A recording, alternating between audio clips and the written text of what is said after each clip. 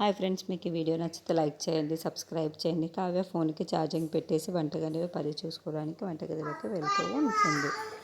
ఇంతలో కావ్య బయటికి వచ్చి ఆలోచిస్తూ ఉంటాడు. తనకి హెడ్ఏక్ ఉంది, తనకు తగ్గిందో లేదు అని చెప్పేసి కావ్య కోసం అలా ఆలోచిస్తూ ఉంటాడు.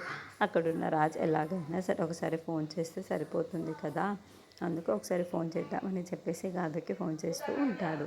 ఇంతలో అక్కడున్న కావ్య ఫోన్ ఛార్జింగ్ పెట్టేసి వంటగదిలోకి తన పని చూసుకుంటూ ఉంటుంది.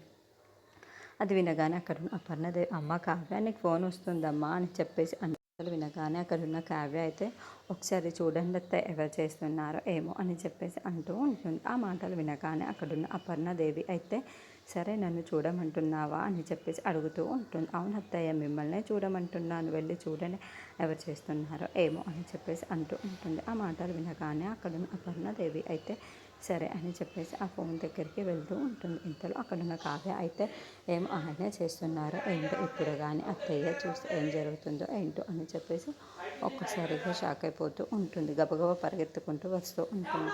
ఇంతలో అక్కడున్న ఫోన్ దగ్గరికి వచ్చేస్తూ ఉంటుంది. అది చూడగానే అక్కడున్న కావ్య అయితే ఒక్కసారిగా షాక్ అయిపోయి నేనే అత్తయ్య కన్నా ముందుగా వెళ్ళాలి అని చెప్పేసి పరిగెత్తుకుంటూ వెళ్తూ ఉంటుంది. ఇంతలో అక్కడున్న అపర్ణదేవి తన ఫోన్ని చూసి శ్రీవారు ఉండటంతో ఒక్కసారిగా షాక్ అయిపోతూ ఉంటుంది.